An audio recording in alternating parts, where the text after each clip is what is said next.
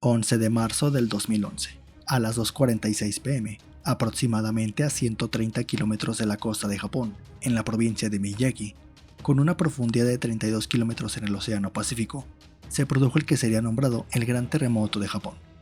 Con una magnitud de 9.1 grados en escala de Richter, fue catalogado como el cuarto terremoto más poderoso en los últimos tiempos. Producto de este enorme movimiento telúrico, ocurriría un tsunami en el que las olas alcanzaron hasta los 15 metros de altura.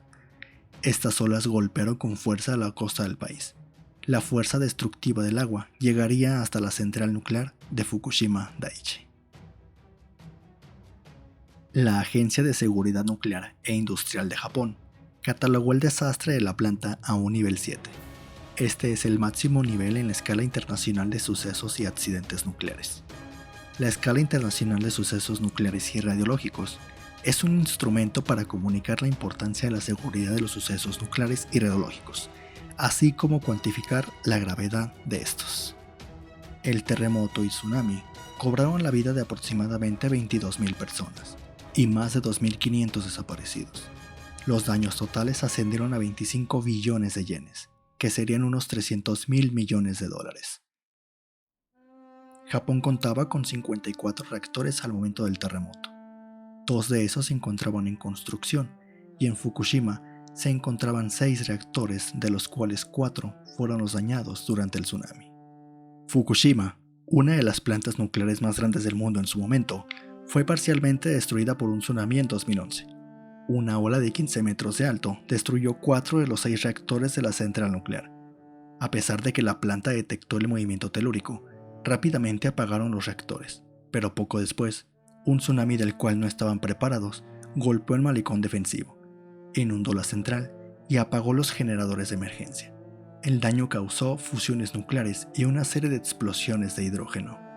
Los trabajadores restauraron la energía, pero en los días siguientes el combustible nuclear en 3 de los reactores se sobrecalentó y derritió parcialmente los núcleos. También ocurrieron explosiones químicas que dañaron los edificios. El material radioactivo se comenzó a filtrar a la atmósfera y al Océano Pacífico, lo que provocó evacuaciones y una zona de exclusión muy amplia.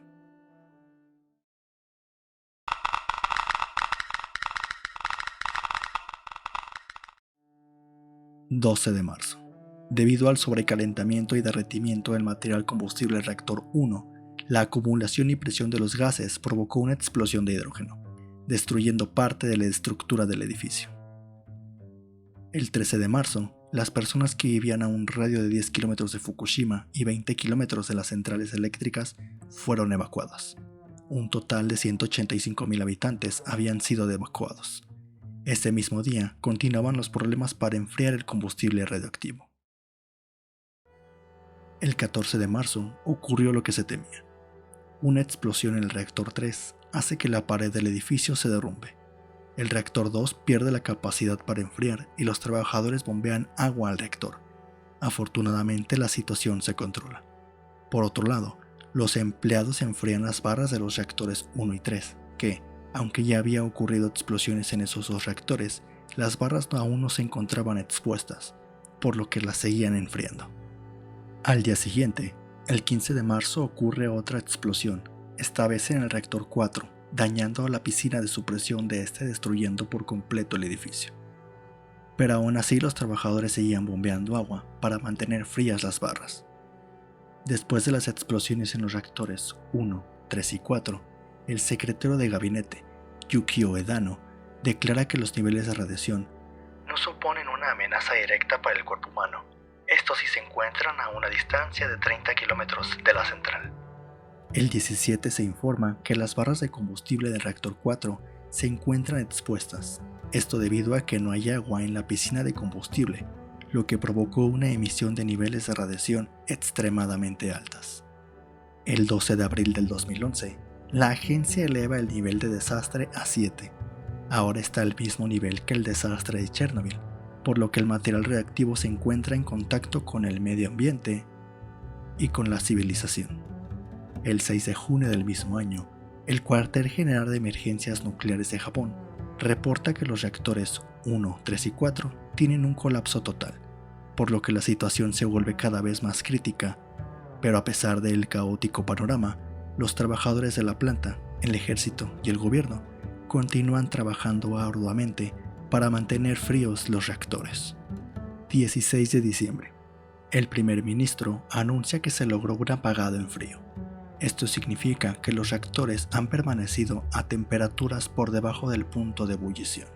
Es hasta el 26 de diciembre del 2011 que los investigadores que se encontraban trabajando para saber lo que pasó en la central nuclear revelan que los operadores, a los que les faltaba formación, interpretaron mal un sistema clave y tardaron demasiado tiempo en bombear agua a los reactores, lo que empeoró la situación en que se encontraban los reactores, provocando su sobrecalentamiento y explosión.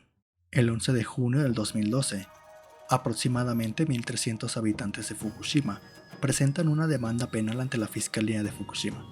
En la denuncia nombran al presidente de la compañía eléctrica y a otras 32 personas como responsables de causar el desastre y de exponer a la población a la radiación.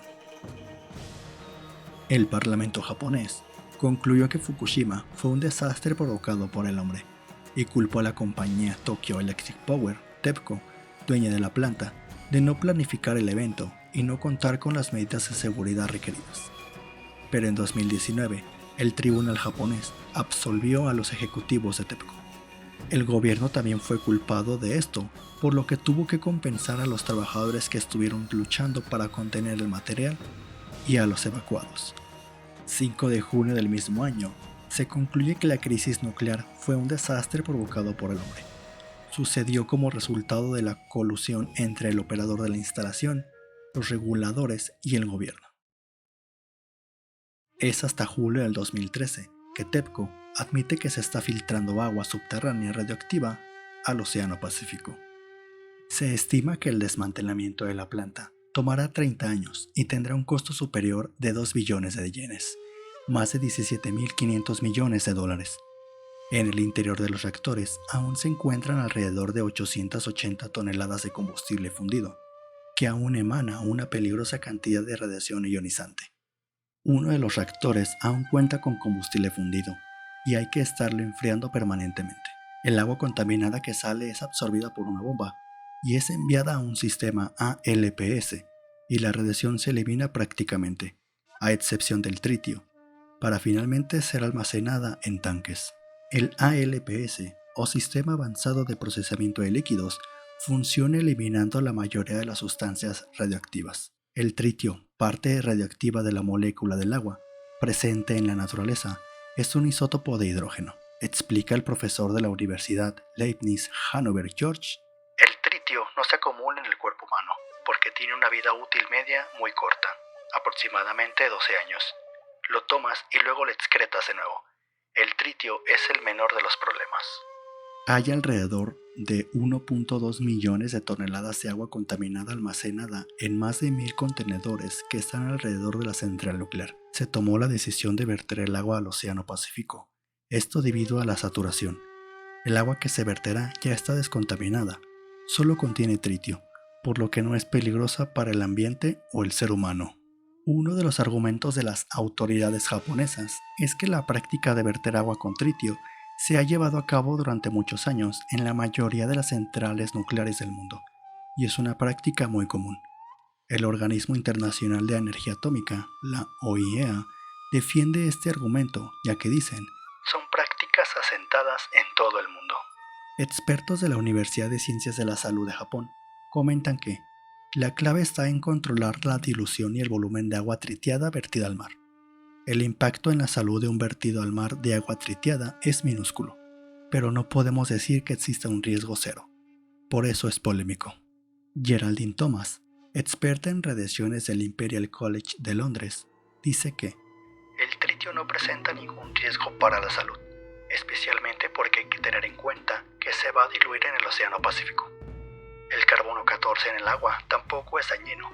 Los contaminantes químicos en los océanos, como el mercurio, deberían preocupar más a los consumidores que todo lo que proviene de Fukushima. A pesar de que este desastre llegó a nivel 7 como Chernobyl, expertos mencionan que Fukushima no debe compararse con Chernobyl. El profesor George Steinhauser comenta: Chernobyl, por ejemplo, ha liberado una gran cantidad de plutonio y americio. tienen vidas medias de 20.000 años, de modo que Chernobyl estará contaminado para siempre. Fukushima es otra historia completamente diferente, debido a que Fukushima ha liberado solo pequeñas cantidades de plutonio. Puede ignorarse, es insignificante. Lo que Fukushima liberó fue básicamente cesio radioactivo. El cesio 137 tiene una vida media de 30 años. A pesar de las manifestaciones en varios países en contra de la decisión de verter el agua triteada de Fukushima al mar, las organizaciones como la OIEA y autoridades japonesas siguen argumentando de manera positiva este plan que dura décadas. Hace unos meses, TEPCO dio inicio de esta práctica, aunque organizaciones ambientales aseguran que el agua no solo contiene tritio, sino también otros elementos que sí pueden provocar daño al medio ambiente y al ser humano. Pero a pesar de los que estén a favor o en contra, la gran mayoría estamos de acuerdo que dado el historial de accidentes nucleares que han ocurrido en las últimas décadas, el ser humano aún no está preparado para el uso de la energía nuclear, mientras la siga utilizando como arma o siga teniendo pocas medidas de seguridad y sigan ocurriendo accidentes que dañen el planeta o a la población inocente.